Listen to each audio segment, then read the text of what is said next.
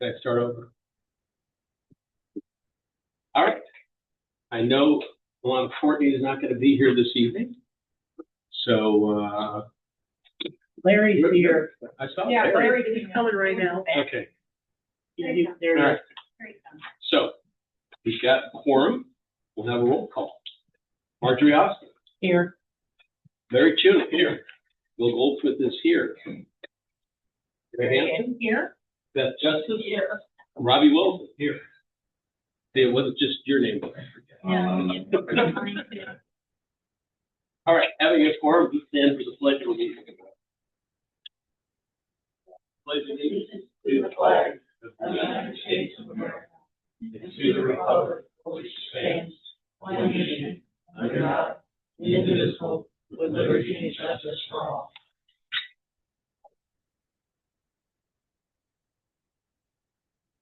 Hey. Do I have a motion to approve the agenda as presented? So moved. Second? Second. All in favor? Aye. Any opposed? All right.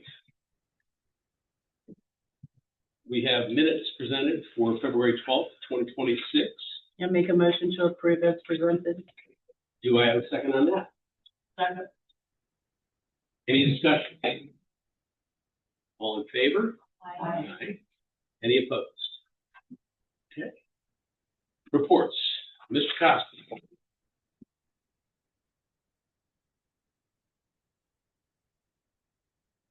Mayor, gentlemen. No, but that's everybody. All right. So this is my February report in March. At the meetings I attended last month included a presentation for the Middlesex County Board of Supervisors requesting support, financial support of the bridge. Also a Oyster Festival Public Safety After Action Review. During that meeting, one of the topics that came up was the provision of an incident action plan. This is emergency management, but it's basically a plan that says, okay, what happens when something not normal happens? Well, we'll call it the business. It's the planning you do before the boom, so you know what to do after the boom. Okay. And there's a reference to that in the master plan, but the document doesn't seem to be in existence as it would be normal in emergency management. So I've asked for the collection of documents that are being cited to see if maybe I'll be meeting with the Oyster Festival folks to see if maybe we can get some support out of them to actually draw off an IAP. Okay. I reached out to the Hampton Road Sanitation District to get an update on manhole covers in efforts to resolve those divots have dragged on. And so HRC, as you probably know, is still in those divots with coal patch, and they are preparing to start next month to open all those up, put in the risers, and bring things back up to level. So the manholes will be at surface level, and then go from there. We took the opportunity to reach out to HRSD, got the name of their contractor, who they said was the absolute lowest bidder on their portion of the project. We have a quote that's a little, I believe it's around $6,000. So we need to do some prep to bring that back to you. But they're being willing to open up the valve covers that have been covered over, the water valve covers. So what that means is if we have a leak on a street, we might be able to close off that street and make a couple others without having to close off half of the town to take care of a leak on one street. Who covered those? Yes. Yeah, because if they covered them, we shouldn't be responsible for paying for them. Okay, so good questions, because I asked the same question. If it was the contractor, when they covered over the streets, they repaved the streets. However, I've also been told it's several layers. So this has happened over years and years. How do they know that it's several layers since it's covered? I'll leave it up to Steve. Steve tells me it's Oh, Steve is telling you that. Okay, because I was going to tell Michelle to get a bill sent out. No. And so was it the last contractor or the contract before, and I guess somebody just let it go. But whose contractor is it? It's HRSD? It's VDOT's contractor, and HRSD and I have gone through those with them, and basically, the contract has been cut, the warranty period is done, they can't go back to get it redone. Well, then they just VDOT need to pay. VDOT has been very honest with us, said that they did not stand on top of that project like they should have, in terms of like a project Quality. manager, quality control, yeah. Well, since they admitted that, then they should be the one paying the 6,000, not the town. I can ask them but we need to get the cover. I know we need to get them Yeah. done, but we need to not ask them, we need to tell them they need to pay for that. I'll go back and, send them a bill, see what happens. If we put a manhole cover in the middle of the bridge, will it cover that over? Sorry. Yeah, Robbie, you got an idea there. The bridge is not there, but they have a lot of. Yeah, yeah. Yeah, that's fine. Yeah. Okay. The other is, I've spent a lot of time last month was putting together a request for Representative Whitman's office. I've also, shared all that information with Delegate Hodges. I do not know where we stand on that. I've reached out to Delegate Hodges. They're probably up to here right now with the budget. I don't know if we're in, out, in one proposed, one side of the legislature, not in the other side. But that's kind of where that stands. We did have, you'll have this later in the agenda, we did get one response to the food service RFP pool. And then I've got a list there of some other items that have taken up my time this past month. Would you all like some good news? Yeah. Okay, I have some good news. Back at the beginning of the year, when we had the situation with the well house, I reached out to USDA and I asked them, I said, well, is there any chance maybe we can use some of the leftover money to get that fixed? And pretty much got crickets. And so I revisited last week before I left and worked with them over a little bit over this past week. And Michelle and I have to work through some of the numbers in terms of how much we still have available to us, but we have enough in the USDA loan that we can go ahead and pay for that out of the USDA loan. So it won't hit it won't hit the water budget, it won't hit reserves. We can cover it with the USDA loan. It looks like we're going to have some money that we can send back to USDA, which will lower our payments or shorten our payments, depending on how y'all want the best name set. But the good news is we can take care of the well house with some available funding without having to put ourselves in too much trouble. That's all I have, unless you have any questions for me. Yeah. Well, what is the boom you're talking? Oh, well, it's emergency management speak. It's something bad happens. Take just big thunderstorm, anything. What happens after that? Where does everybody go? What does everybody do? Yeah. And I understand that there's a collection of documents that lay that out for the different entities, but where's the overarching document? Experience I had one time was if something happened in downtown Richmond, everybody, this agency was going to go here. Well, so were 17 other agencies. You can't fit 18 agencies into that square space. So on a personal level, you could put it into, you go with your family to King's Dominion and you say, if it rains, we're going to meet here. So on another note, I want to congratulate Ted. I emailed him yesterday or the day before, but a sign that was knocked down. It was fixed today. I don't know who fixed it, but it's all fixed. Yeah, fixed. Thank you so much. Well, I'll let, when I sent turn around like that. the bill, when I sent you out the bill, the asphalt, I'll let them know they did a great job. But I've never seen a turnaround like that before. Well, you all do know that they're leaving tonight is temporarily reassigned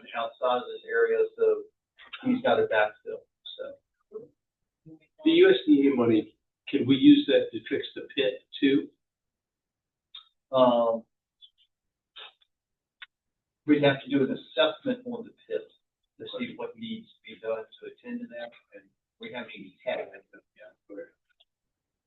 We could, but I don't know if we would have enough. But if what I'm hearing, you want me to go see if we can get an assessment. Yeah. Don't you think? The last time we said to go look at something. It was the bridge. It was the bridge. I didn't forget about that, but I just didn't want to be the one to kick you more. Yeah, exactly. But, I mean, I agree. It's best to I know. was gonna say, you're saying whistle past the graveyard. It's best to know.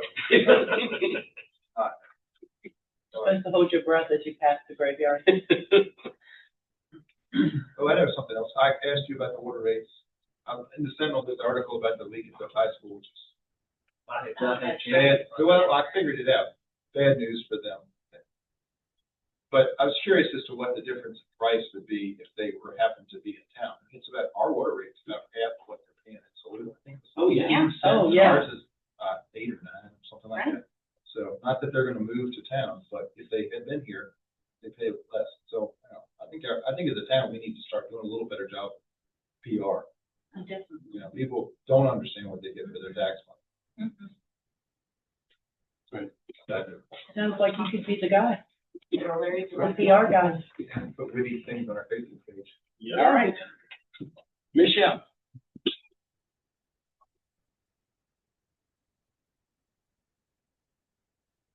Hey, everybody.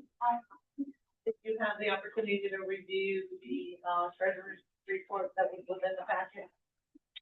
Does anybody have any questions in regards to that submission? Just wanted to point out with the report that we just received interest again, so on the big money, that was over $3,000 in 3 months that we made on the initial 400,000. We did that, 2 years ago, so we made $36,000 on one fee so far. The real estate and personal property, I sent out all the delinquent notices that did mark some payments. Today I was working on the personal property for those that are still delinquent would be going to next step, which is the DMV stop. And then the other thing is with the brutal winter we had, a few of our businesses are struggling. And if you notice that the lodging tax is way down, there's one in particular that's 4 months delinquent.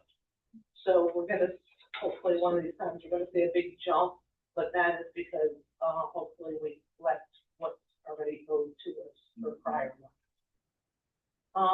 Other than that, the golf cart applications hit the mail on March 2nd, and they're already coming in. With Carts Inc. no longer being in town, I'm reaching out to Mike Golf Carts. It helps take some of the load off the Chandlers, here that they're the only inspection. And what I would like to do is have maybe a weekday in the evening, and I'll set up a table outside, and they get sticker on this side, and I collect the money on that side, and then possibly maybe do it for 2 or 3 hours on a Saturday for folks that work, but have them come right to town hall and we just have an inspection on site.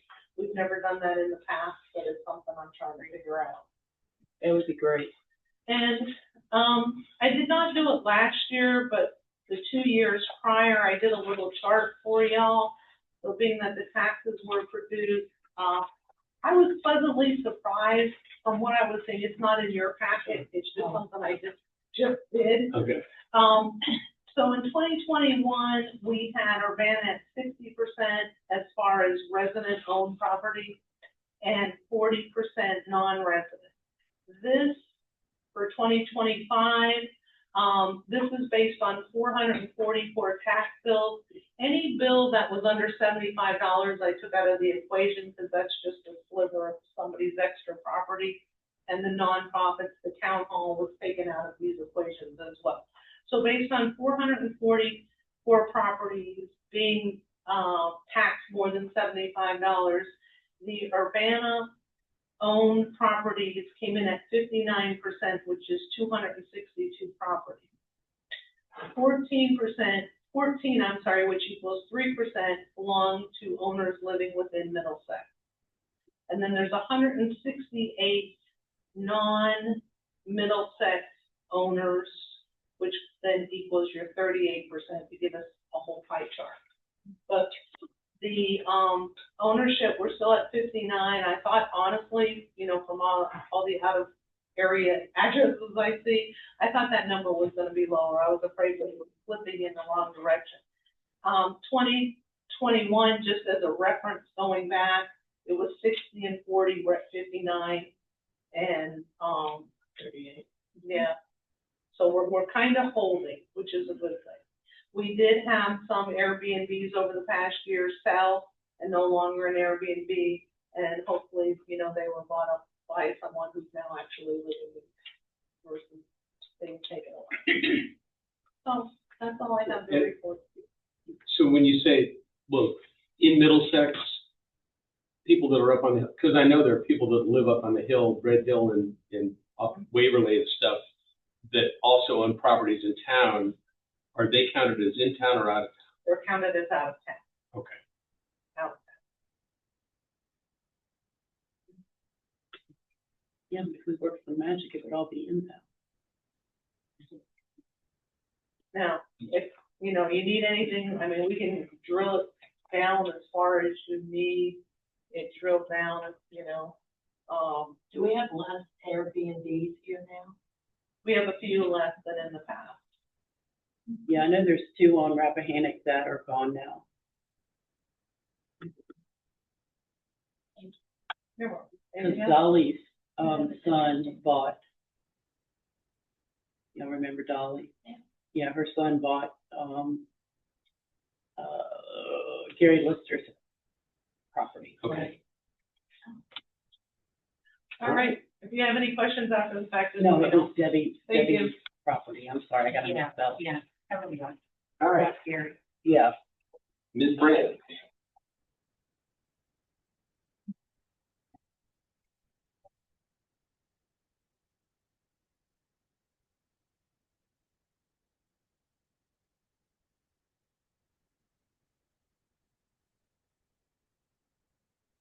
Got my report, working on a lot of the same things I've been working on in the sector. That'll probably be what I do until I either retire or die.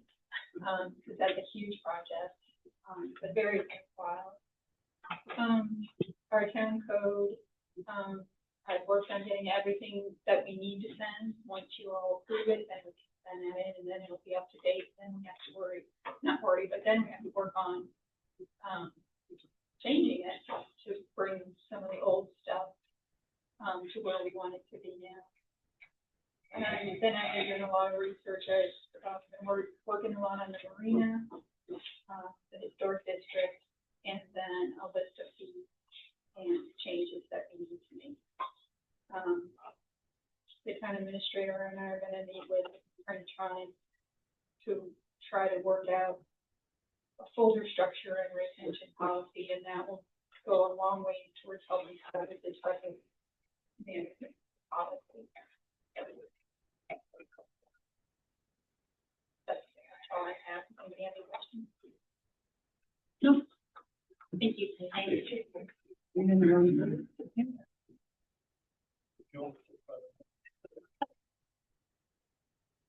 I thought it was something I said.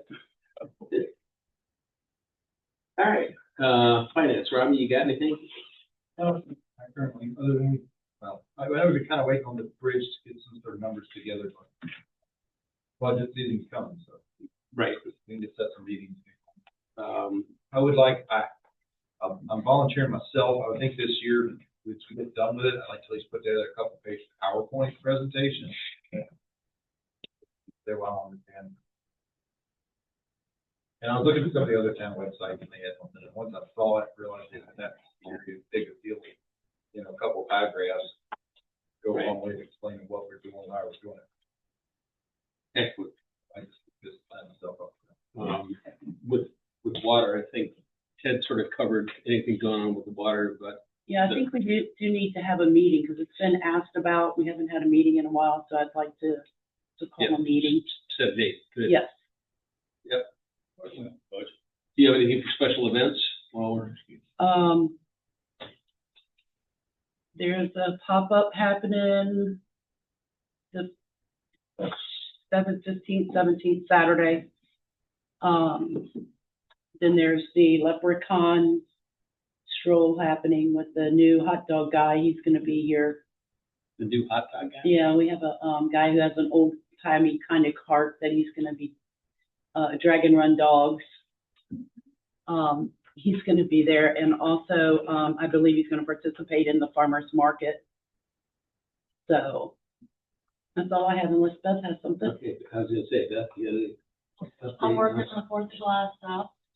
The Marine band did not work out, Oh, it unfortunately. I saw that. I had suggested I reserve my band for that day if no one has a problem with me being on town council, bringing my band in. Are you getting paid? Yes, No. I said we won't have any entertainment for, that I can see. Is it possible we could find a sponsor? Kind of like we do with Second Saturdays? Possibly. I mean, it's just a conflict. I'm not, nothing about Beth at all. No.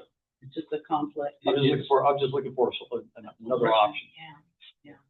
Well, you know, it's kind of sad because we don't have fireworks, and that's nobody's fault, but we really don't have a whole lot to stand on. I've talked to some people about doing a bike parade rally, a bike rally, letting the kids decorate their bikes and go through the town in a certain area, and the golf cart. I've talked to the people who are starting to get the names of people who do Okay, that. so this money is coming, to pay for the band would be coming out of fireworks money, or Right. that. Yeah. I had another band in mind, but I'll just take back my objection. okay. I'll take back my objection, but I think I'm just trying to give us if it something wasn't to that way entertain coming us. out of the fireworks money, I think that would be a conflict. But Most bands are booked already for that day that are good. Right. And so I have reserved Sweet Justice, but I have no problem not having a band at all. no, I'm just saying, That's less I have to do. with that coming, no, I'm just saying, Beth, with that coming out of the allotted money for the fireworks, that's different than just, so I'll take back my objection. Okay. And then I was talking to some friends about maybe just we thought about putting some cookers maybe out in the park, and people could bring food and do their own hamburgers and stuff, maybe make it a family thing. And of course, the pool will be open, so kids can go swimming and go back and forth. Of course, if the weather's terrible, we don't know. We never know how hot it's gonna be that day after 2 years ago. Beth, you could also contact John with Dragon Run Dogs. Yeah, I was gonna call a few, food trucks and see if they could come out.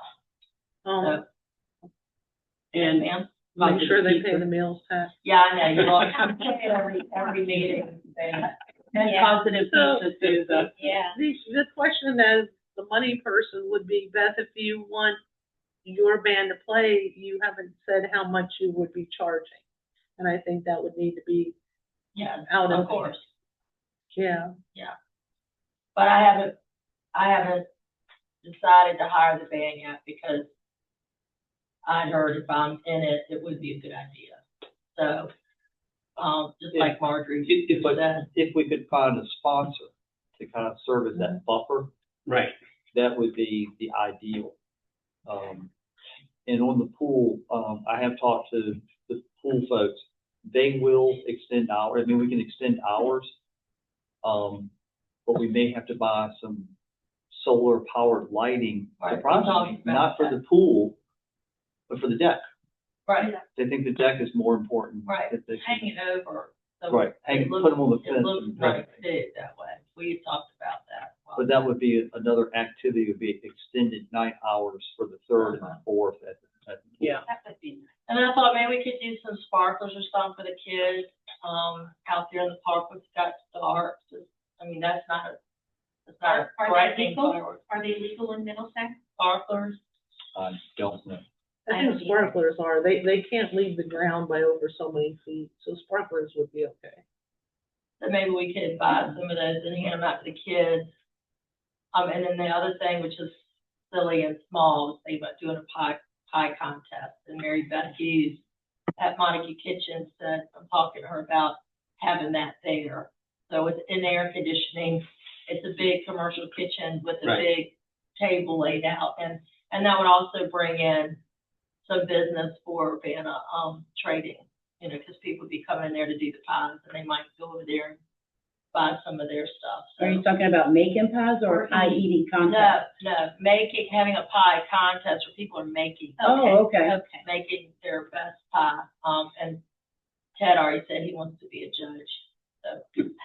Yeah, a pie eating contest or a hot dog eating contest or something like that would be pretty cool. Well, yeah, you could do that, but that's gonna, you know, this is more make your best pie, you know, put your best effort into your family recipe or whatever. Mm-hmm. I just thought that, you know, I'm just gonna, since we don't have a lot of money, diving into old country, small town, fun, family fun, that kind of thing.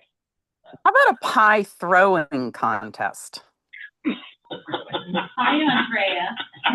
Scared the heck out of me. And see, this is why Ted and I make a good pair. He wants to eat it. I want to throw it. Well, you can throw it, you know. I've spent time in dunking booths. That's okay. You thought of that too. So anyway, I'm still getting people's ideas, because I want to know ideas from other people, so they might be more pro to participate if I get their ideas. Right. Get them best. Right. So that's all I've gotten together so far, but I've talked to a bunch of people about stuff. So Okay. I just have to see if I can get a sponsor for the band. If not, it's not a big deal. We need a band. I know. Well, maybe I can find somebody else. I was just trying to think of Sweet Justice because I controlled that. Yeah. If it was bad weather, I could just pull it and nobody'd have to pay anything. It's easier for me to handle. Plus, we did get the most people who attended for our band when we used to play for Second Saturdays. So, when we did that one time. When are you gonna know what the fee will be? Well, we usually charge about $2,000. I could come off of that because when we played for Second Saturdays, we did it for much less. And I could go without being paid, but my members have to be paid. I have to pay production. So I guess that's the question. If Beth didn't get paid, would that circumvent the I'll defer. conflict of interest? I'll defer to the attorney. attorney. I sent an email to Ted for us to talk about it. Okay. Okay. All right. Personnel, anything? No, not at the moment. Okay. Thank you. All right. Public comment. First up, Chrissy Anzavino, 350 Color Street. All right. You didn't give me a warning, I'm gonna get ready. Do you want me to have, Bruce come up first? Well, hold on a minute, I just gotta get out of the chair, so the phone me. Take your time. Watch that table. I don't think Holding. I don't think anything. I'm getting this looked at. I think some of the old people should just sit in their chairs and talk. Yeah, we don't have the microphone at the I know. thing anymore. I was picking with her, not being serious. You're welcome. Christine Savino, 350 Howard Street. I am talking about zoning in the town of Urbana in violation of the target. I took care of one of them. Actually, Ted and I took care of it. He needed a complainer. So I took a picture and I gave it to him and I said, I'll be the complainer. Now, I'm going to tell you about another one that's pretty, I think it's very serious. I'm not going to say names. I'm not going to give location. because I'm not reporting this one, okay? I don't have geographical access to it. However, I did have the access last Saturday. There are vehicles that are abandoned on this property, and one of them is within 40 feet of Rappahannock River water. That is in violation of the Chesapeake Bay Act and probably the weapons. I don't know what their restrictions are. Did you get a photo? No, because if I got up that close, he's going to see me and he's going to know who I am. He knows who I am. And Okay. and you know who it is, so yes, I think we need to all stress the importance of trying to help our town look a little better. And that includes any kind of violation. And the zoning ordinances are available to anybody. So that's my spiel. I've given you the information and whatever you want to do with it, but I'm not getting my answer. Thank you, Christie. Thanks. All right, thanks, Christie. Mr. Murray, if you could come up to the, thanks.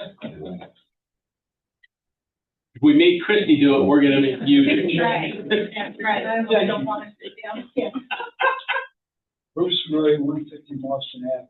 And Ted, I was listening to your problem with VDOT on manhole. Yes, sir. Covers, and they admitted that they messed up. Correct? Yes, sir. All right, I'm not sure, and I don't understand there's a warranty period on all VDOT work. But I have a friend who does all the work for the town of Ashland. He's a contractor. And with your permission, I'm going to call him and ask him what the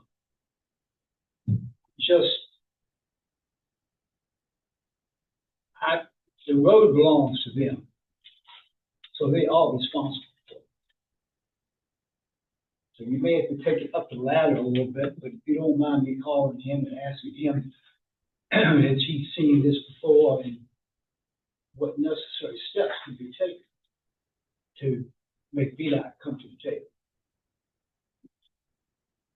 Y'all may not know this, VDOT's pretty fine. You could probably, I'm just gonna say this, it's just on my opinion, you could probably ask, but not on behalf of the town. Okay, that's fine. Is If you that, don't want me to, I won't do it. But I don't think the town should be responsible for $6,000. I think citizens should get involved in town. I don't think I think that Ted needs help. I know our attorney needs help. And our mayor needs help, the council. You can help our town by making a phone call. I appreciate it. Because Somebody wants you to do with that. Golf, the town manager, and we you had some understand, ditch not on behalf of the problems. town. I had this gentleman come down. We had lunch with Ted, and he looked at the ditches, and the ditches are VDOT's, their own VDOT property. They're not on the landowner's property. And he informed God that VDOT was completely, because they didn't want to. Right. Remember, I'm just speaking as one council member. No, I stand with you. So that's two of us. But if I were you, I'd do it. Thank you. All right. Old business.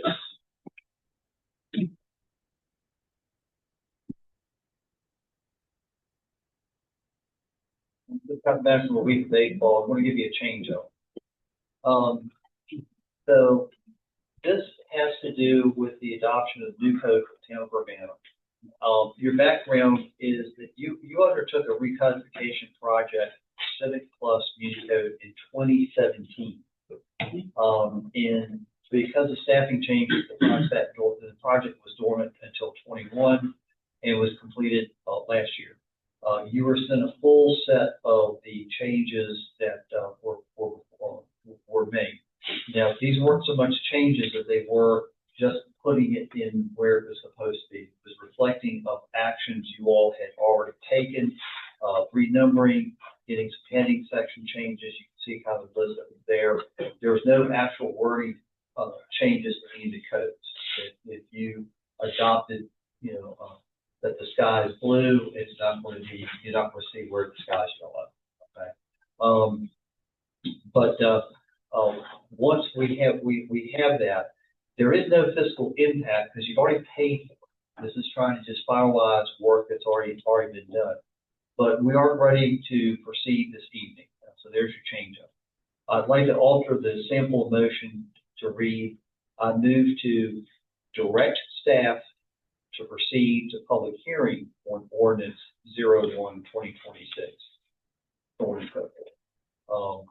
That we will advertise it.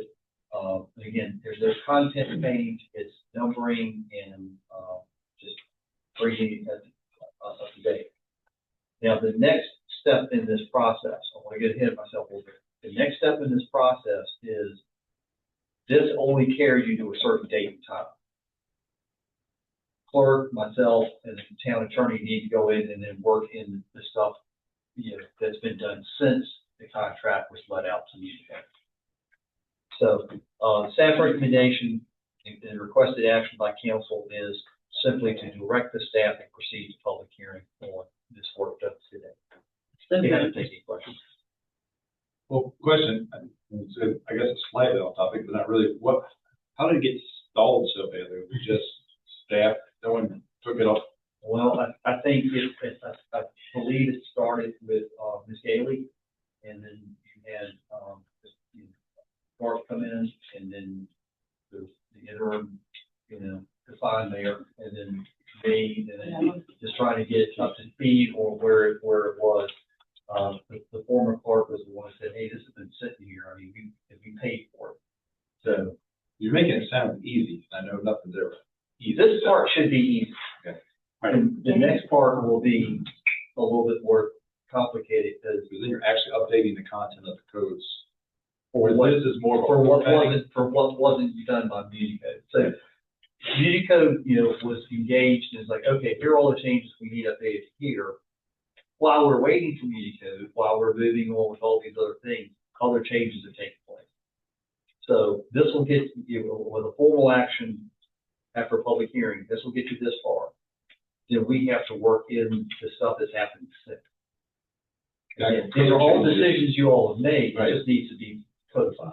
We're updating, basically updating by adding new. And Robbie, to answer your question, the stuff was initially started in 2017, which was before anybody that's on council now was Yeah, I'm on not- council. I'm Well, right, and then it wasn't exactly a smooth transition between Holly Gailey and Garth. There was a gap in there of some time, and it was on the shelf waiting for the next update and just missed because nobody's looking for it.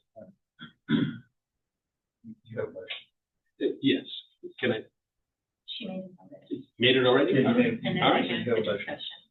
All right, we have a second. I'll second. All right, any further discussion? All right, this is gonna be a roll call vote. We'll start with Robbie Wilson. Aye. Beth Justice. Yes. Barry Hanson. Yes. I say yes. Larry Cheney. Yes. Marjorie Austin. Yeah. All right. All right. Marina Bridge. Okay, so you got a lot of background information attached. You had your special meeting on March the 4th. You received a presentation, which is also again included in your packet, from Whitman Records and Associates, to present on the various options you had. On the marina, the temporary fix, you're also given some long-term options, but basically, of course, my idea of what long-term, basically the focus was on the short-term. Mr. Kahn decided that he would not engage himself as a project manager, although that opportunity has already been presented to him. Now, what we've learned in this process, and earlier I alluded to VDOT, the bridge that is not a VDOT bridge, but VDOT has a lot of say in it. VDOT has indicated that they will do a review of the engineering plans. And then they will also, while the construction or the placement of the bridge is going in, they'll also do on-site inspection. Now, with that piece of information, for the temporary bridge only, I don't think we need a project manager. I think I can handle it. When we go into the long-term solution, that's when I think we'll probably have to bring in a third party, another engineering company or somebody else to do that work. Now, are they offering that is to assist us, or they're forcing us? Exactly, we have a choice. It was put to us nicely, but as you heard from Mr. Celestial's presentation, last week, it's pretty much required that they do this. Well, it makes it sound like I understood, and I'll be honest, like we need a transcript from last week. I couldn't stand to listen to myself long enough to listen to everything properly. That was for the length, right? That once we hit a certain length, we have to do a safety inspection. That's where. Andy also pointed out, and I, work in aviation, it's all about liability. I mean, having a safety inspection sounds like a good idea. And that wasn't nearly as scary as what I thought it was going to be, with $3,000 something every 2 years. The inspection. Yeah, it wasn't terrible at all. I think it's a good idea. It's a document, right? We're covering ourselves. Right. We know the conditions. Okay. While he spoke, I was thinking, this is like falling off the wall, with water tank. You all get the water tank inspected and cleaned out every so often. So this is kind of the same thing. Right. It's got the same thing. But I'm just curious, because if they're forcing us to have their say on things, I think that's where I start to want to get my pitchfork out. I understand. And I had the same frustration of, it's not a VDOT bridge, but VDOT can say, okay. And Why? because it's public. And that's what, some of us were talking after the meeting, and I'll use this example. If you're a farmer and you've got a bridge that goes over a little creek or a gully or something like that, and it's just you and your tractors or you and your employees are going over that bridge, it's fine, not a problem. VDOT doesn't care what. When you open your farm up for pumpkin picking or strawberry picking, and you hold it out to the public, and you get to the field, all he has to drive across that bridge, now it's public. And they do get to say, what's in it. Again, this has been a learning opportunity. It's one of those things of, well, in talking with the VDOT district bridge engineer, she indicated that this is a service that we'll give you. So we don't have to pay for this. Okay? We don't have to pay for their review. That gives us that third-party independent review without having to pay for it. And they'll do some inspection work while it's going on. And what happens if they make recommendations that we need to make changes, revisions? Are those recommendations or are those requirements? I think since it's a public bridge, Requirements. Okay. Is any of this in writing yet? it's all in regulations. I mean, we're not into a contract yet because the next step is for somebody to make a decision, council, about what options you want to pursue. Well, I'm just curious, I don't see how we're gonna be any different with this bridge. We don't pull it in the VDOT system than say a subdivision. Now, I've talked to, jumping ahead a little bit, but I've talked to a couple of people and they're like, well, yeah, we put these in for these housing developments and we build them to VDOT standards. They can be adopted into the VDOT system.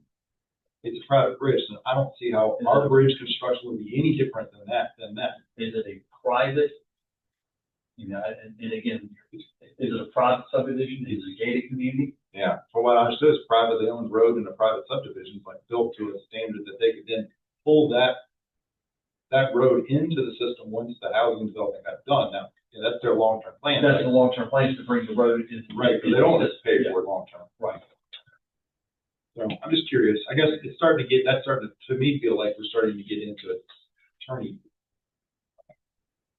stuff. We also need more than just this one option, which I know we.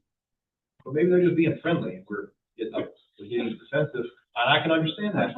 I can see where them talking to you would make you wonder what their. Might make it feel better if they pay for $6,000. Well, right, and the other part of the story is if they're looking at it to their standards, and that's what we need for our insurer to cover us. I understand. Then, then it's, you know. I mean, honestly, we should be trying to hit that standard. There's no reason, I mean, Right. Right. it sounds like sound engineering. I just don't want, I'm just curious. I'm curious if they're low grade threatening us on this. I don't think they are, but they're not allowing any traffic to go over that bridge either. Yeah. But not that we would, but how can they control? Because it's a public bridge. It's held out to the public. Right, it's public access. Yeah. And that's the reason why those really fairly cheap logging bridges, even though they're designed to hold 100,000 pounds, even Jeremy said that they'll hold a lot of weight, but they are not built to be that standards. And so you get into that spot of, you know, VRS may not cover us. Yeah. I'm starting to ask attorney questions, but I feel like. Well, since insurance has been mentioned, believe me, I don't want to drag this thing out any longer because we are now getting into the season where people will start using the marine. Right. You know, but I can go to our insurer, send them this option and say, you know, if, what's the blowback? And I'm not just for information purposes. I'm not recommending that at all. What's the blowback if we don't, you know, build the VDOT standard? What nerds to ask them. And I will tell you, I wish Andrea's here in person, so I was going to ask her, not probably, but I'll just tell you, I got on and started using Gemini, you know, the AI thing, and I ask it questions. A lot of times I get really good stuff out of it. It pointed out to me, and this is AI, so it needs to be verified by an actual attorney. But what I found interesting was it said that if we do not build to the VDOT standard, and it used the term hold, and the road is being held out to the public, which obviously ours is, we lose our sovereign immunity for a lawsuit. So if something happens to someone on that bridge, then we are now opening ourselves to liability big time. And I had a conversation with someone earlier today where I speculated that if the bridge isn't built to state standards, I could see an injunction coming in from VDOT not to use the bridge. Why would they not want to? I mean, what Rob is saying is common sense. I mean, that was my thought from the beginning. It may cost more, but we need to pay more. I think it started To protect the town. I think it started as a conversation of, are we forced to do this? No. Or, you know, is it a nicety? I think they're trying to present it as a nicety for something that at the end of the day, you got to do. Right. Well, it sounds to me like when you're in construction, the building inspector coming in to check the electric before they let you put the drywall up. Yeah, so it may not be that big a deal. On this particular quote, I sent to y'all earlier, that raised the price of the actual bridge by 20 to 30%. It was a guardrail upgrade, a couple other things. It wasn't, I think that in the end, what we're talking about, it's probably not that big a deal. It cost us a little money, but just cover ourselves, I don't see why we would.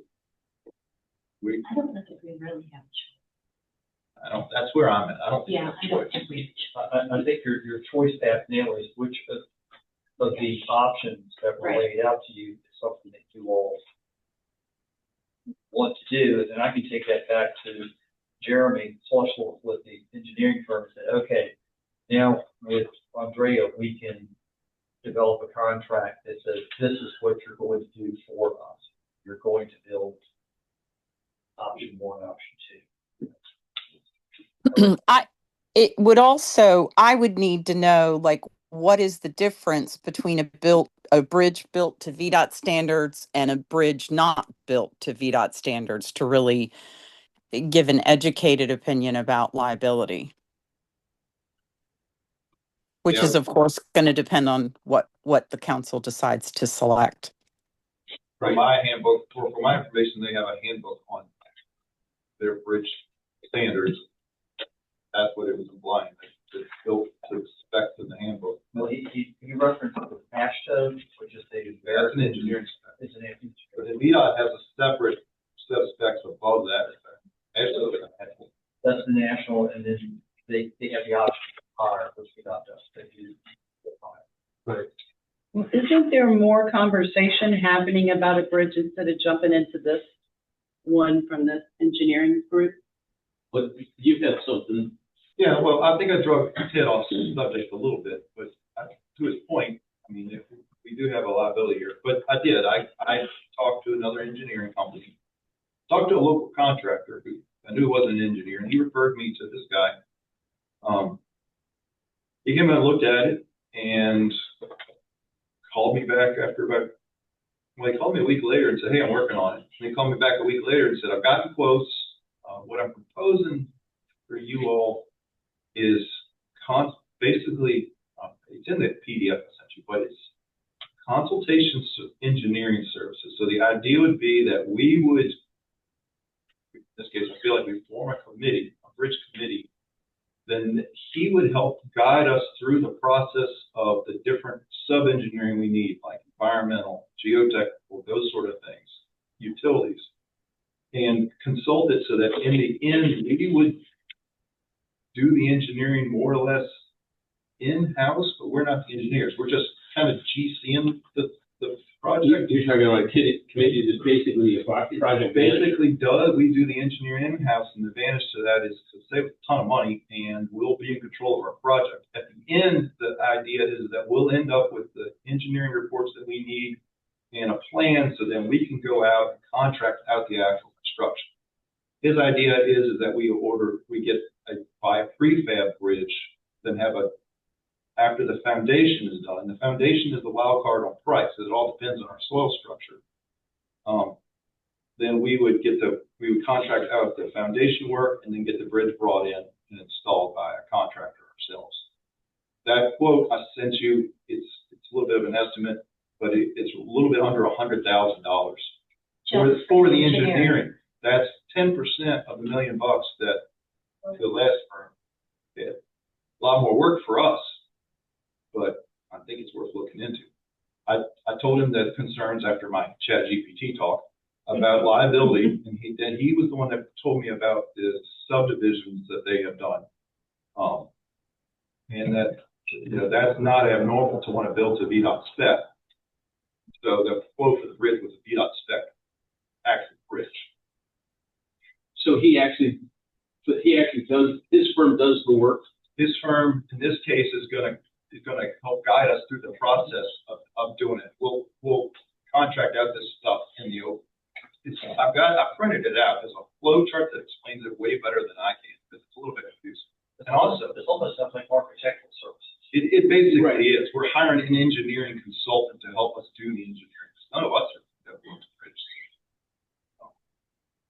But anyway, I thought it was an intriguing option. They also do a lot of churches. He said this particular method has worked well for him in church construction projects because they're just like us. They've got boards. It's a different way of doing it, but in the end, what I've asked for is a bridge that's going to be at the same standard that what Whitman is proposing. At least that would be the goal. Okay. I asked about temporary bridges, and he said, well, there are some options out there. I told you that Sean had sent me some decking. He said that would definitely work from an engineering point of view. As far as, again, the liability question, that we'd have to get some sort of engineering report or something like that. So that's an open-ended question. Anyway, his name is Chase Evans, and I've asked if he can speak. And his wife's going out of town for 2 weeks. So he said in person it would be April so we could get out here, but we could do a Zoom meeting if we want to talk to him. I think one of the other variables that has value, and that is time. Because the more time we take, the less we control costs, theoretically. And especially with cost increasing, and when you look at raw materials and that sort of thing. So I think time is something we do need to factor into our decision. It's no question that the gas to get it here is 25% more this week than it was last week. That's right. Yes. Right. But I know, And the season is upon us. and I will say that something that I didn't think was gonna go anywhere, is I've got a meeting tomorrow at 11 with somebody that has a different proposal.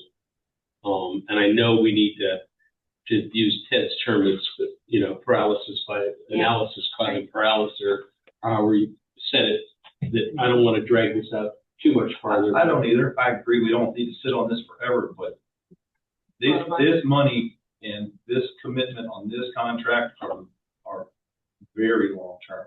And I'm not gonna vote for this until we at least have shopped around.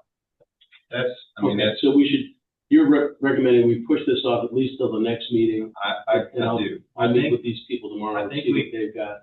Well, you I can, really would like to see two, it would be good to at least see one, maybe two more formal presentations from somebody in here, just to take a good hard look at what we're about to do.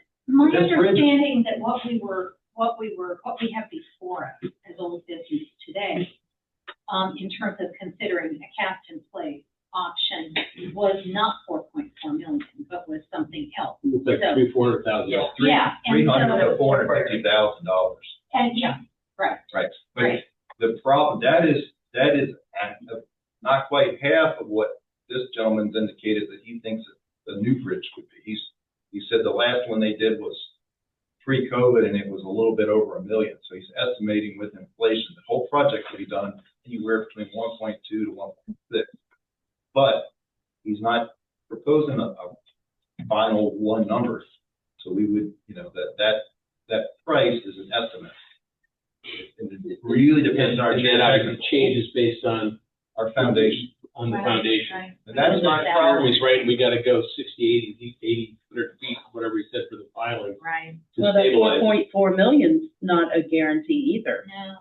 So I think we need to get your information, Bill, that you're gonna meet with tomorrow, and do a special called meeting next week if necessary, and hash it all out.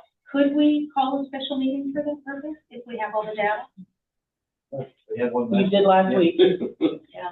I thought that was just informational as opposed to a voting meeting. Well, the council came together. Okay, so it could be informational and a decision meeting, both. Well, Okay. Well, you have to part have, of that data Yeah. be where we're gonna get the money. Well, right. That's where the time's gonna come in, not these people coming in and tell us what they're gonna do. I'm not voting for $4.4 million. No, I don't think any of it. But if it's 300,000, Yeah, that is, that I can work with. yeah, But then we still gotta find the money. right. You're gonna That's right. find the money, but That's you can find 300,000 before you can find. Yeah, I would exactly. think, I don't know, maybe you're perfect, man. well, this guy's saying for about $100,000, not all of his costs. That $100,000 was all of the different subs on top of it. If you want to break The the picture. engineering. Yeah, all of the different sub-engineering. So at the end of that money, we'll know what we're gonna have to spend. But that's just the engineering, and so 100,000 to know what we're gonna spend. Instead of That's basically couple million. design, and then to get a Yeah. contractor to do Yeah. that. Design Yeah. was $100K. That's the engineering on it, That's just the engineering, not a bridge. not a design. Where we were looking at the way I understood it in the Whitman quote, we were looking at close to $1 million. Now remember that and that's no bridge $1 either. million is for the permanent bridge, and that's before any concrete gets poured. Right. So it's a pretty big difference in price. Yeah, absolutely. I think I would need to see a clearer side-by-side of price estimate for the various options to be able to think through. Yeah, whatever Bill can bring us, and then we could have a meeting, and we can, We need to get going. Yeah. absolutely. all of it's engineering regardless. None of anybody can have a bridge sitting there No. by May 1. Yeah, no, I mean, that ship's. And we're not gonna have any money When it got shut until, down, that ship's sailed. yeah, You're right. nothing's gonna bring us a bridge anytime soon. If this was a farm, our farm, we could put whatever we want over top of that bridge and open it up and do what we Right. can. It's public, so. Exactly. So you guys wanna try to schedule a same place next week? Yep. if, I mean, I would. if we have the information. We need to have the information. We've got We have Robbie's to information in advertise. an email. Robbie We have says that's to his information. We need the information from your guy. See how thorough they are. I will tell you that I felt like Jason's pretty thorough. I agree. So, Well, it's obviously Jeremy was very thorough. and I'm not at all like preach smoke Sam. This is just somebody that I've managed to bring in. Right. Got us information. Good, you've done this, maybe not money for the bridge, but I know you've been involved trying to get money for the support. I mean, what are our chances? I have no idea. I'm going to be very honest with you. When they they sent out the application package and the guidelines, they sent us a link to other projects that have been previously funded across the country. Okay. And so in this particular program, there are 7 different sub-pots. Okay. I read through multiple just to see what people were asking, looking for bridges. Okay. I made his staffer laugh. 4.4 is chump change to some of these projects. Yeah, it's a roundup I'm error. sure. I'm sure. I mean, it's huge what some of these, how much money is out there for these different types of projects. It all depends, you know, who else is asking for money and how much are they asking for? And he can only do 15 projects, you know, so if he gets 15 requests, hey, we're in good shape. If he gets 60 requests, you know, 1 in 4. Is this something that USDA would cover? Is there a Not under bridge? the present project, not under the, but I mean, we have to kind of go back through that whole process. I mean, But probably wouldn't hurt to try to get money from the USDA to build it. I know you've been working, So I wonder what kind of guideline that would be under the. But that's the question you have to ask. Is, Yeah. Yeah, you could here's have, my situation. Do you have money that In any of these bins. right? Exactly. Because we've had I've gone to meetings and it's like, yeah, that bin won't work for me. That bin won't work for me. Right, right. I mean, but we don't know until we ask. Right. Right. And something, in talking to Bill Smith, going back to when he was on council in 2020, and Chris was good enough to find me the string, which sadly is not much use, but I don't think. But he had talked to people from the Corps of Engineers, and I know Ted had reached out to them, and had this story about where his wife grew up in Maine. The Corps of Engineers replaced a bridge for them in that little community in the middle of no place, Maine. But when I look at the email string that he sent me, they basically said, yeah, we had something to do with the project, maybe, but we didn't fund it. And so, Yeah. you know, they thought maybe it was a nature conservancy or some Maine, Right. you know, wildlife thing or some, because of where it was, a shoreline stabilization and mitigation issue. But, you know, their basic thing was, if we had anything to do with it, we might have paid 10% for planning. yeah. I know you asked the county for a little bit of money, but, and I think you've been working on letters. Has the county been supporting this? Have you gotten? I haven't gotten any. Haven't talked to any of them, Matt Walker? I talked to Matt. And he What said, about EDA? Have they done anything? No, they have not. Do they have any money? I'm not talking about money, I'm talking about letters, I've asked. support. I've asked. Okay, you have it. I've asked. If you don't get it, let me know. Because I'll let you know now. Yeah, exactly. You have been notified. Yeah. But Yeah. You have been notified. Come on. All right. So we're going to revisit this in a week. Yeah. Well, how do we Or do do you that, wanna- though? We or do need you to wanna- know that we've got the data. Okay, so maybe we put it off till the next meeting and vote on stuff. Well, Voting. We have to, We'll we have know to tomorrow. advertise for a special. We'll know tomorrow. We have I'll have more information. any information. And on the proposal I got, can I ask that y'all look at what's in it? Yep. And Yeah. let me know if you'd like to talk, have this guy come talk to us. Okay. I mean, Ted, or you may look at it and say, this is not our board. Yeah, we got to. I don't know. I haven't had a chance to look at it, but That's how I but did the way you before. described it, it sounds to me like architectural. You haven't been through a couple of buildings where the architect sits you down and say, okay, what color brick do you want? Yeah, You know, what color yeah, tile do you exactly. want? What color what do you want, this type of window pane or that type of window pane? Well, that's not what the email, I didn't read that into that email, but I understand what you're saying. Yeah, it's kind of like, okay, you guys are gonna do this yourself, you need to get your environmental. Here's the person I've already lined up for you. All ready, you do this. Yeah. That's It the sounds way like a project manager. Yeah. That's what he's proposing. Yeah, and I guess it's that, do you go to one house and they do it all for you? Or are you having to step back and make Okay. sure that this person talks to that person? Or else what happens is your valve covers get asphalted over. Well, I'm sure there's somebody that would But the only reason you do that is because you save $900,000. Exactly. And I'm Yeah. sure there was somebody that would be project manager in this town, and since Roy has or decided not to. Yeah, it sounds And- to me like there's too much that we need to know to pull together a special meeting with the advertising requirements Right. by next week. I really want to see what the plans are. I want to see the comparison of what you get and what the estimated costs are, knowing that they're all a fiction, but at least it's a fiction that we start with and that we commit taxpayer money to. And be able to see that side by side, and I don't think we could pull that together. I think that's- I don't that's think true. so. Okay. I wish we could, but I don't think so. As far as the meeting, the all set the meeting tonight is advertised. Okay, we Oh, set up. But as far as the gonna comparison have- on, I keep going back to which option do you? you're not comparing apples. No, you're not, 'cause they're No, I different. know, they're all different. But we need to make, Of the we need things to that I make think a we can, decision. of what Jeremy presented, personally, I think the only thing that makes sense, because it's something we might be able to fund, would be the cast in place. The cast in place. My heartburn with that is, they quoted me, but they misquoted me in the paper.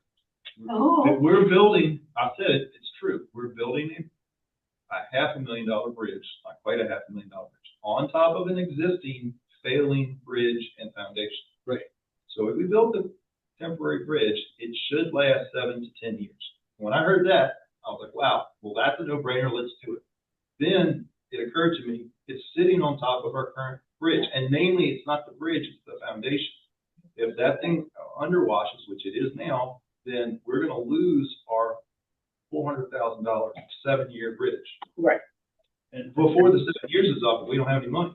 if I can caution some of the language, it's not sitting on the bridge, it's sitting over the bridge. Right. Right, it's not- Yeah. We haven't done the geotechnical work, we don't know what it's sitting on, and That's the geotechnical work will determine how far out from that existing bridge you have to be. Right. And what type of foundations, you have to drive the pylons, or can you just set it on the ground? so I may be wrong about that. If I'm wrong, and that temporary bridge is not that much in jeopardy as I'm under the impression, then I'm wrong, and then that makes a much more solid choice. Yeah. And what was the length on that was it 30 feet, the temporary that they were gonna put across, or do you I remember? thought it was like Half 22 or something. It was only 22? Yeah, it was in here, I believe. I don't understand this push tonight of which bridge. You Oh, decide a well- bridge, then you're hiring these people that To do that. came here first. That's not what we want. The pick a bridge, Yeah, I still would like. I'm not to see picking a it. bridge. I think we need more Okay. information. All right. And I think the taxpayer and the people that want to use that will understand that we are looking out for everybody's best interest here, not just Right. And- pay all this money, slam something in and hope that it holds up for 10 years while we try to find money to put a permanent one out there. I think if we accept the idea that we're going to, that this is not gonna be done for this season. And That's probably what we're gonna have to do. It sounds like what we're gonna have to do, but I think if we can let the public know what we are responsibly doing to make Exactly. the best decision, knowing that no matter what we do, it's not gonna be done for this season. And if we can deal with the optics and how people can still access the waterfront. What is their access going to be? Going to be on foot, right? Yep. Going to be on foot, and and just so that people And people tell people know where the they other can run boat ramps are. There's one in Saluda. Yeah. You know, there's Yeah, other there boat are ramps. There are. Granted, there's not a So lot I of don't know, parking, but if we can get, tell people what they can do instead of just what we haven't done yet and what, yeah. exactly. We need to get that in Due front of us. diligence, you're describing, It we're is. doing our due diligence. That's Right. right, and we're not sitting on it. It's All right. too big a, Especially people like you, Robbie, you're going out and trying to, maybe a wild goose chase, but at Bill. least I'm trying to. well, you're trying. All right. So we're pushing this off to the next meeting, is what I hear. So Yeah. Kind of more information we can get. But we're getting information before then. We're doing the people's work. Complacent. I got to say, look at the thing, and if you guys are welcome to reach out to him individually, or if you want me to call him, schedule a presentation, just Okay. let me know. Good. No, I think we need to hear from anyone that's willing to do the work. I sent it electronically, so I can't just drop it on the table, but that's basically, Right. so let me know. Okay. I mean, All if he can participate only by Zoom, then I don't have an issue with that. Better to have someone standing here, and Bill, could you find out if your I'll see. person is willing to come in and speak to us as well? Give me a look at it and say, oh my God, I gotta get out of Yeah, he may. But, I'm just not, It was the only one. here. I just don't think we're ready All right, to make a decision. moving on. RFP for food service commercial community pool. All right, since the current pool's operated, there's been no snack shack operation the first year, and it was intermittent, operation last year. Interest was expressed by a local business to operate the snack shack. An RFP, copy and packet was issued, in one entity, and only one entity responded. I've discussed the proposal with them, really focusing on the special events and the swim meets.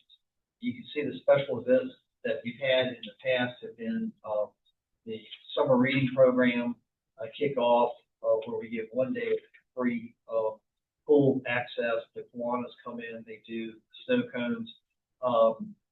And then the Oyster Festival, Queen and Spats have been having, their families have been having a pool party.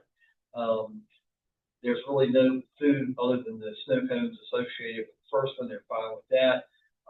The Oyster Festival, that's all the potluck with some food brought in.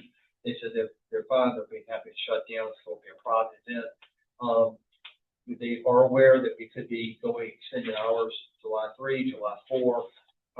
The swim team, they have a relationship already with those swim teams. So I'm kind of suggest stepping back from that, letting them work that out if they want to allow the snack shack to operate during the swim team meets, and then do something else outside the gate so there's no confusion with the health department about who's serving what, that type of thing. And also limiting access to the snack shack. I feel like if you all were to go and do this agreement with these folks, that they should be the only ones, other than the town, that goes into the snack shack. Oh, They've got equipment and everything in there anyway, right? Yeah. Yeah, that's there. And product, supply. Yep. And the big concern was with the swim team, and you're saying that they indicated they could figure it, They can work, they know the leadership, and they feel that they can work something out. That was the big concern I understood. Yeah. Okay. So basically, they're not offering us any money for the opportunity. They're just saying, hey, they're going to be doing additional, I think of it like a satellite location, seasonal satellite location. No, we So don't have all their staff recommendations, go ahead and develop an agreement with Wood Pickle, in line with their proposal, which is attached, noting the special, event that's outlined above. And you have a sample motion if you'd like to proceed with that. I think it's a win-win, hopefully a win for them as well. All right. Do I have a motion? I'll make a motion, sir. I move to direct the staff to develop an agreement with the Wooden Pickle Cafe in line with the proposal attached, noting special events as outlined above and to provide food, drink services at the Marshall Community Pool for the 2026 season. No second. Second. Any further discussion? All in favor? Aye. Any opposed? All right. I will say, the comment, I like the way this is done. It is public eye, RFP was developed. I'm not saying we want to burden our small town with tons of procedure and paperwork. You certainly don't want to be like the state of Virginia. I work there. They go out to order shirts or pants for us. They have to bid it out to 15 different places and have to meet specs. I don't want that, but this was done in the open. Anybody has a chance to do this. I'm excited with this. Yeah, I agree. Also, last year when the snack shack wasn't operating as we thought it should, it was in the paper that we were looking for somebody to do it at that point. So, but I'm glad that it was done this way as well, and I'm the Wooden Pickle as well. They're great folks. Thanks for putting this together. You know, thank you. No problem. I'm glad it's a town. Yeah. Yeah. Yeah. We took it, so folks know, I took it to every single restaurant in town, but also the one out of town, but they are water cups. Oh, absolutely. Yeah, Right. Yeah, they had started delivering food to us here in Urbanna. I don't know if you guys know that. No. I call it the wrong name every time. Big Oak. Yeah. Yeah, they on their page they'll tell you they're delivering, and they'll deliver us food. Yeah, Dee Dee and her staff. Yep. So if you get a chance and look on our page if y'all want lunch and Okay. call out there. Next is the Oyster Festival. Okay, this item was added to the agenda on Friday, and it really hadn't had a chance to get vetted. Some questions have come up since Friday. Is that where I say you're welcome?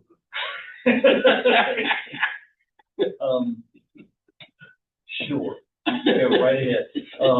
There are lots of questions on that have come up. So another curveball. I'm not going to ask for any action on this tonight. However, James Hatton is here. I think he can speak to some of the issues that are there. Concerns about, okay, do we really need to do this? Is this something that we need to do? And if we do, are we doing it properly? That's the bottom line. So no action tonight, but for background, I would ask if I could turn the podium over to Mr. Hatton. Absolutely. Good, please.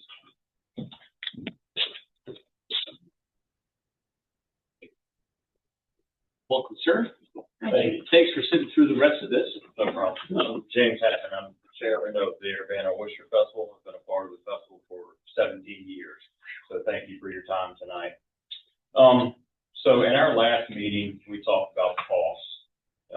And basically our security costs, our first responder costs, our VDOT costs, all of these costs are steadily increasing.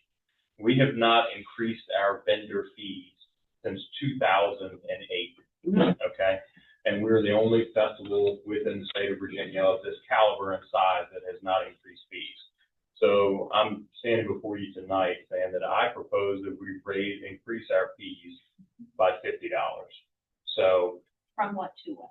okay, so right now we have a set list of fees that kind of go across the board for different items. So a food vendor is currently at $450. We'd like to raise it to $500. An arts and crafts vendor is currently at $125. We'd like to raise it to $175. And a specialty or an alcohol vendor is at $125. We'd like to raise that to $175. So it's a $50 increase across the board for all vendors. And what happens with that vendor fee? So that vendor fee, and Ted kind of touched on it a little bit, there's some uncertainty there. The vendors, they pay for a town license fee, and then they also pay for a Urbanna Specialty Oyster Festival fee. That fee runs through the town, okay? We in turn pay the town. Michelle takes that fee, creates a business license for them. The money goes through the town. Then in turn, that portion of money, which typically is roughly $20,000-ish, depending on the year, that money you guys generously give back to us to help with the associated security and first responder costs. And we greatly appreciate that partnership with you guys. But last year, just for security for the state police and the sheriff's department, it was $65,000. So it's just a drop in the bucket to what we see. VDOT costs us about $30,000 a year for their services. Trash cleanup is about $20,000, and the list goes on and on. So we're well over $150,000 just in security, first responders, trash, things like that. So the partnership with you guys is very pivotal in us being able to even put the festival on in a safe manner. So that's why we're here tonight, hoping that you guys would support that increase. I have a question, and this is my ignorance on that, but why are you asking us if you can raise your rates? Well, so it's kind of a gray area, and that's kind of what Ted was touching on. But so a local business, they have a business license. Well, for this business outside of our area to come into our town for that weekend, they need a business license as well. So while we cannot issue a business license as the festival, the town can issue that business license. So that's why it goes through you. Okay. And that's also so that we're able to collect the taxes off of, the sales that take place for that weekend. Okay. Right, and if I can interrupt, that's where, as this all was being talked out before the meeting, it got pointed out that if you got a business license, then technically they could be here all year because they got a business license, but the town didn't get any of that money because everything that came in went back to the Oyster Festival. And we're then approving, as part of our ordinance, their fees, which aren't compatible under equal protection with the charges for licenses that we charge for everybody else. Okay. Well, No. Excuse me. They are issued a specialty business license. Mayor, Yes, and I'm sorry to interrupt you, Michelle. please. If we could just listen to the gentleman from the Oyster Festival, and then staff needs to kind of have a meeting and talk through this. Yes. Thank you. Yeah, and all I was getting at is it's not as simple as it looks. Can we ask questions, Madam Lawyer? Yes, sir, absolutely. Thank you. But I just don't. But you don't ask any of those questions because they can't be answered. Well, Yeah, thank you, Marjorie. I'm gonna ask. Well, you're not going to get answers. So That's fine. with the staff. let James continue. so to Michelle's point, she's correct. So they basically apply for a specialty business license for 2 days and 2 days only. And that's why that rate is unique to what's typically charged throughout the year. Okay. So they would not be able to operate beyond that particular weekend. Right. Okay. And that's actually worded within our master plan, and which you guys comes before you approve Right. and all of that. Okay. Well, thank you, because I didn't understand why you were asking us if you could raise your rate. Because What I don't understand is why are we involved in this? Oh, That's except the for the point. business license. that's what I was. We're not gonna gain anything from it. Is that right? I mean, the town. So for 69 years, well, 68 years, this year's the 69th. It's just been a partnership that's been there so that we could legally issue a business license to the businesses operating in town. And yes, you guys generously donate that money back to the festival to cover the costs of, But that business license also gives the town the ability to catch the sales tax and the meals tax, because if they don't have a business license. And so that's the track that we get for doing it. It's a partnership that we've had. Correct. Exactly. Yeah. And it's a partnership we need to keep. And so I will say, and we've talked about it, if it were, say, a $75 increase and the town were to get $25, let's say, for administrative fees or something of that nature, we would support that as well, or entertain it. But then the question is, how do we do that? How does the town get involved? Because that's what you and I were talking about before our meeting. And that's Right. And that's what put together to assist the council and the Oyster Festival. Right. we want to keep the partnership going. We want to make sure we do it in a way that makes sense, so that everybody gets what they need to get out of it and keep it going. If there was no increase, I would just keep pedaling along at the same old rate. See- So it's just they're asking to raise it this little bit of money. Nothing's changing. I'm still doing the same job. I'm still issuing the same licenses. But it seems like this has become this big issue because the cost of living has gone up across the board, and they want to do the right thing and say, hey, we're going to raise this rate, and we want your approval. Which they have been I'm doing for approving. I 69 just years, never, so- I just didn't understand why they came to us. Just raise the daggone rates and let's move on. Well, next time, James. No, I'm just, Yeah. I just didn't know. I wasn't trying to create controversy. I was just trying to understand. That's all. So, There's no controversy, please. Right, and nobody asked the question because it hasn't, it was established 69 years ago, and nobody brought it up since 2008. And now different eyes are on it saying, well, wait a minute, I don't know that that the town needs to be involved in Oyster Festival fees and pass ordinances for something that we can't necessarily defend. And that doesn't mean that, I think that the one issue would be if you don't have a business license through the town, how would you collect the tax? well, no, the business license, I think absolutely has to be there. Yes. But I don't know that the town needs to approve your fees that you're getting, and that's what we got to work out. But there's going to be no vote on this evidently tonight, and I don't see why now that I understand, but I don't have a problem with saying yes. I'm on board with whatever works for the Oyster Festival, because this is just too important of an event for us to lose or not support. Oh, yeah. I mean, 69 years is a long time, and I was coming here when I was 7 years old, and I'm old now, and I don't want to see this go. Well, no, yeah, that's never been in jeopardy. The only thing I've got is a data point, and I'll point out that I didn't calculate this, I had a president say this. $450 from 2008 is now $683.01. So when I saw this, I thought, well, that's pretty low. And I'm not saying to raise it, because I do not want to drive off vendors. And again, I'm with Marjorie, you guys want to raise them, I'm all for it. So we, honestly, across our board, we feel like it could be slightly low as well. In comparison to the Crab Carnival, Daffodil, Coast. Oh, yeah, and people We're in the line up to go there. Other vendors, but we're a small town. What it does for our town, our community, for our nonprofits, that's why we do this. Yeah, you're absolutely right. It's been 15 years since the last economic impact study came out. And 15 years ago, the economic impact for the Northern Neck Middle Peninsula was upwards of $380 million. So that's why it's so important to have the connection with the town and for the festival to still exist. So, I mean, it's a small increase, but it's certainly needed across the board. So.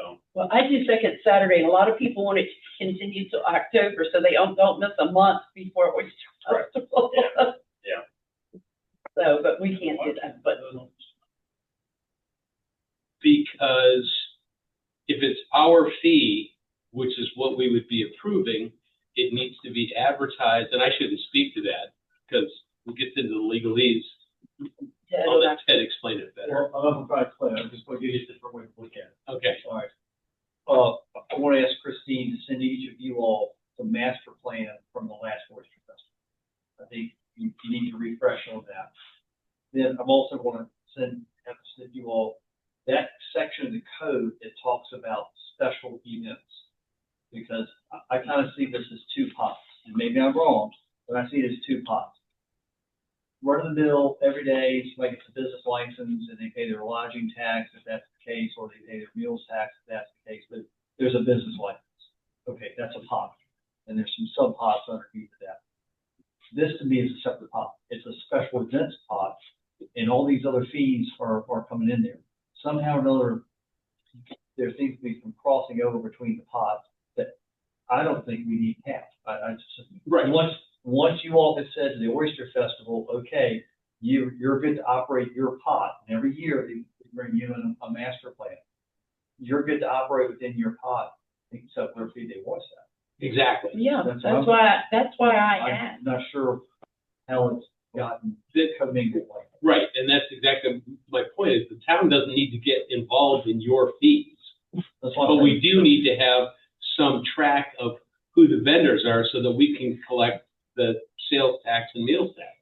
So there's a partnership at points that Yeah. needs to be maintained. Right. Well, but there might be a chaotic confusion that we've gotten. Well, Michelle still needs to do the I'm not saying that business she, license. I and that. understand that. I understand it. What I'm saying though is the fees that they set for those, for their participation in just the Oyster Festival can be something that they do. We're still going to set our fees for business licenses and local, and meals tax and everything else. So I want to ask you before the next meeting, refresh on the master plan, refresh on that code section that talks about special events and how those are listed Right. out there. One of the Can I issues ask a that businesses have is that when the Oyster Festival, the vendors start coming in, they're selling a lot of the same things that the people in the businesses, and they're put in a better position to sell. So as a former businessman, I want to make sure that they pay some type of business license. So it may not go to the town, it goes to Oregon, I don't care where it goes, but I want it to be labeled as a business, because the business people are not going to accept it. And It is, but let me add something, because now I'm really confused by how all this is. So yes, it's absolutely true. You have your two pots. Ones are regular businesses all the time, year round, are specialty. But if we don't agree, so hypothetically, Christine wants to come into town and she wants to put on this carnival, this big event for the day. Well, we're going to require her vendors to all have a business license. Right. And that business license is going to fall under the specialty, this pot over here. Are we going to allow Christine to set her own fee for that event? We have a separate handshake with the Oyster Festival. But if we don't set the fee, when Christine comes into town and says, well, I want to have this and I'm bringing in 30 vendors, how are we going to know what to charge the specialty? Are we going to charge them the same thing we charge the town?